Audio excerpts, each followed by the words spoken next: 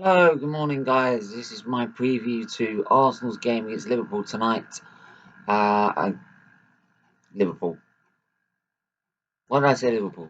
Aston Villa. Probably still gassed from the Liverpool result. That's probably why. Yeah. So sorry for that. It's the game against Aston Villa tonight. Um, Now it's going to be a completely different game to the Liverpool game because obviously um, we're not facing overwhelming opposition. So we're not going to have to play differently, sort of play the part the bus and counter attack. We're going to have a lot more of the ball, um, but it's not going to be easy. Aston Villa, they're in a situation where they are literally desperate for points. They're fighting for survival. They want to stay in the Premier League next season, and they're fighting for every single point they need. Um, yeah, so they're not going to go down without a fight. So this is going to be probably a very um, difficult, gritty, hard sort of game. But we've seen with previous results that Arsenal are more than capable of doing that. The game against Wolves, Leicester, but were a bit hard done by. Um, yeah, so we've seen with our recent form that with these difficult games we are and that are not going to go completely our way, we've been able to grind out a result from them. So, which bodes well, and it bodes well for um, the future as well, because we're going to need that going into next season, and that's what every team needs. You need to be able to not just win playing well, but win playing maybe not at your best. And I don't think we're going to be our absolute best at this game because I don't think Aston Villa are going to let us. They're going to be at us right from the start, I feel. Um, but yeah, obviously, unlike Aston Villa, Bournemouth are pretty much down, along with Norwich. I know a mate of mine who's a. I'm going to do a shout out, by the way. A shout out to my best mate, Lewis Allen. I know you keep an eye on me. He's been my mate for high school, been through everything with me. Been my absolute loyal friend, and right, and I just like wish you the best of luck in the championship, mate, because he is a Norwich supporter. I did warn you, start the season, don't spend money. I did warn you, but yeah, um, and it always seems to be that whenever we want to go and watch Arsenal and Norwich, I don't seem to be very well. So hopefully by not next season, next season after, they'll be back and we can finally go and watch Arsenal Norwich. But yeah, back to the game. Um, uh, yeah, so Arsenal are going to have to be very disciplined and be patient because the chances will come. Um,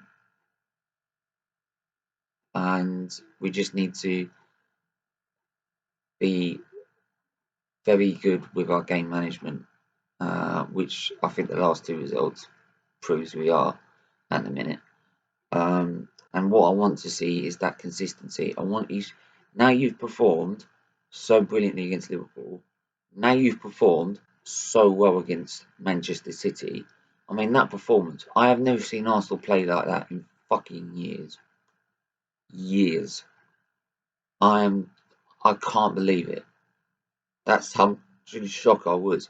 I never thought that could come from those players. Obviously, the top players like Pepe, Aubameyang, Lacazette, they've got that in the locker. But the defence we've got, like David Luiz, Mustafi, um, T- uh, Tierney's an exception. Um, but it's just absolutely astonishing still. And we need to be able to keep that up. Now you've proved you can do it. Go do it on an every week basis. Because if you did it on an every week basis and yet you had the odd game where you didn't, we wouldn't be moaning. We wouldn't be moaning.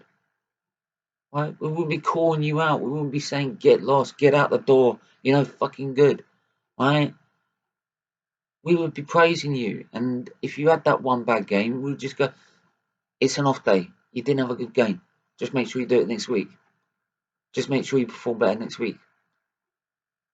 That's all we ask as fans. Right? So, and that's how you'd be able to compete at the top level of football. So, yeah, with that all being said, let's go into my predicted lineup for tonight's game. In goal, Emi Martinez. There's no question to that. Leno's still not back. I don't think he'll be back to next season. So, and even then, he's going to struggle getting in the side anyway. And if I was Emi Martinez and Leno walked back into the side, I'd think about finding another club because you've just proved you're that good to compete at the highest level of the game. So, yeah, so him in goal. My back three would be now. Unfortunately, Mustafi's out injured, so which I never thought I usually say, be a miss. So I would put Rob Holding where Mustafi would have been. I put David Luiz there, and do I trust Kolasinac or do I trust Tierney?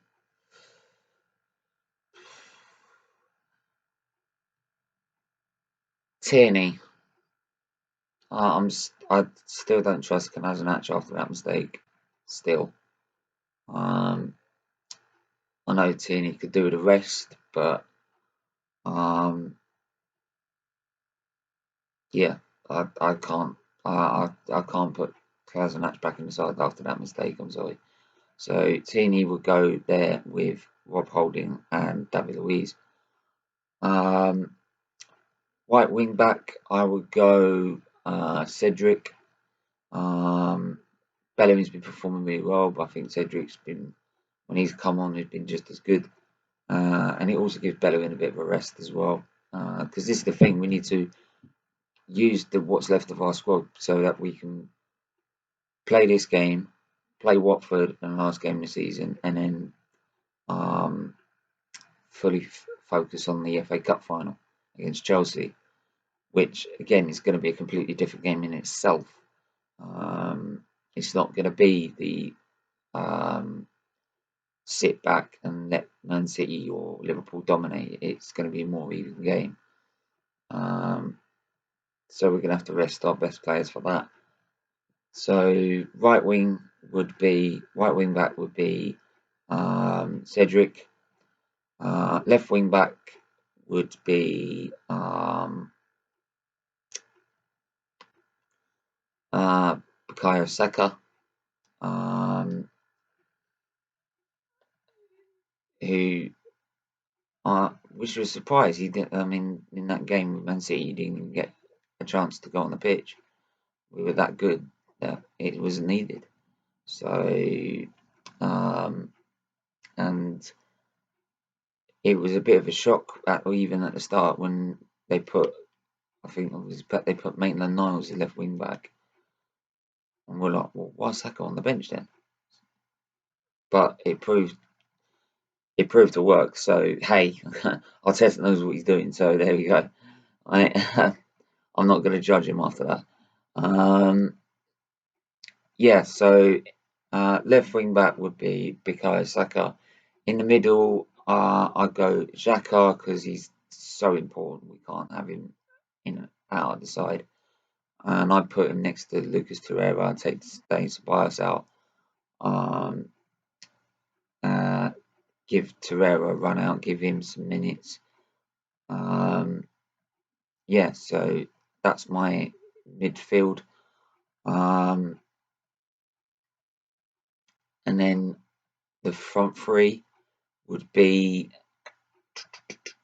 Nelson on the Nelson I put on the right, and then I'd put Oba on the left, and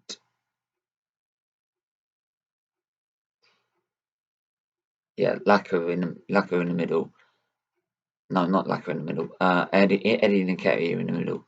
Now he's back from suspension after that 3-match ban for that red card. So yeah, that's my lineup. That's my I predict it's going to be a very tight game. It's not going to be a walkover. But I still feel we can get a 3-1 out of this game. I still feel we can get a good, comfortable 3-1 victory. But it's not going to be easy.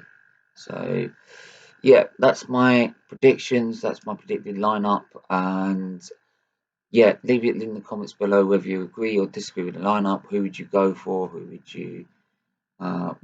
What's the score going to be? Leave it on the comments below. Like this, please smash a like on this video. If you're new, if you haven't subscribed already and you're new, please hit that subscribe button. And yeah, I will come back with a review to the Aston Villa game. I think on on hopefully our time tomorrow to be able to do it.